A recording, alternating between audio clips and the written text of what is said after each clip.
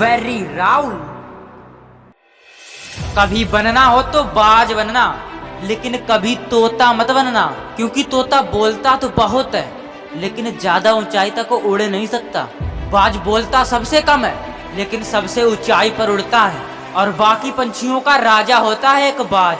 आज मैं 5 ऐसे पॉइंट्स बताऊंगा जो हर इंसान को बाज से सीखना चाहिए और लाइफ की बहुत बड़ी लर्निंग है इन 5 पॉइंट्स में। पहला लेसन, ईगल फ्लाई अलोन। बाज अकेले उड़ता है लेकिन बाकी पंछियों के मुकाबले सबसे ऊंचाई पर उड़ता है। बाज अकेले उड़ेगा लेकिन कभी चिड़िया या छोटे पंछियों के साथ नहीं उड़ेगा।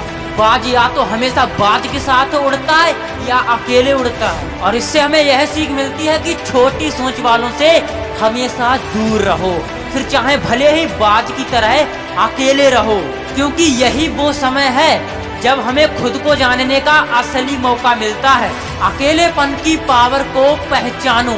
लेसन नंबर 2, बाज का विजन बहुत ज्यादा क्लियर और स्ट्रॉन्ग होता है। बाज अपने शिकार को 5 किलो दूर मीटर से ही देख लेता है और फिर जब एक बार उसे अपना लक्ष्य दिख जाता है, फिर चाहे बीच में कितनी भी दिक्कत परेशानियां क्यों ना आए, वो अपना लक्ष्य प्राप्त करके ही दम लेता है।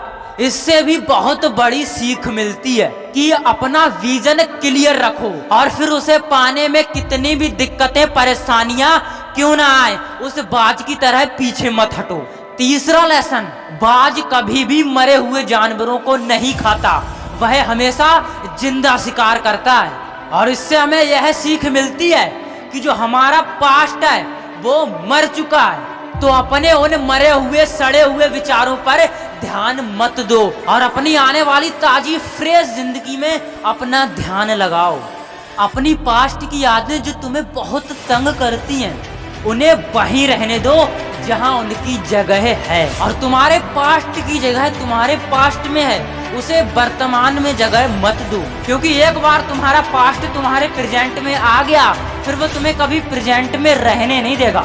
फिर तुम्हारा वही हाल हो जाएगा, प्रेजेंट बॉडी अपसेंट माइंड, मतलब कि तुम्हारा शरीर तो यहाँ होगा लेकिन तुम्हारा माइंड उन्हीं सड़े गले विचारों में लुप्त होगा।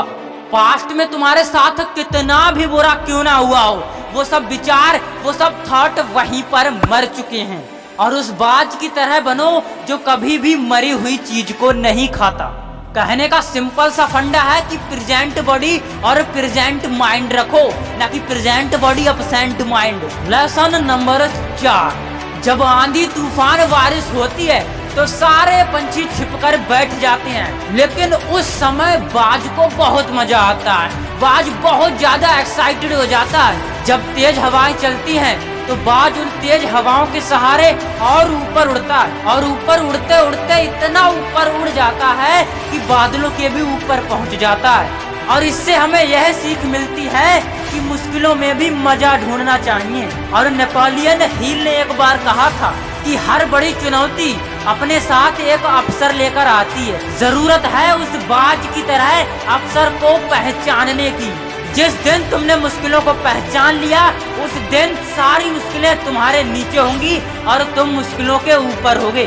5वां आखिरी और दमदार लेसन, बाज अपने घोंसलों में से सॉफ्ट घास को हमेशा निकाल देते हैं ताकि बाज का जो बच्चा होता है वो उसमें कंफर्टेबल ना हो सके, क्योंकि वो अगर घोंसले में कंफर्टेबल हो गया तो वो वहीं रहना पसंद करेगा। लेकिन बाज ऐसा कभी होने नहीं देता।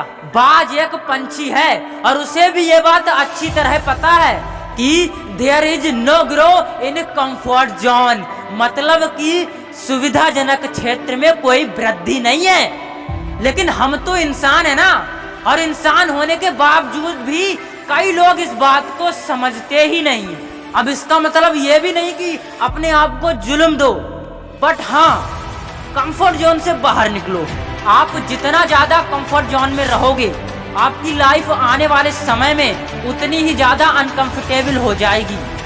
जय हिंद, जय भारत।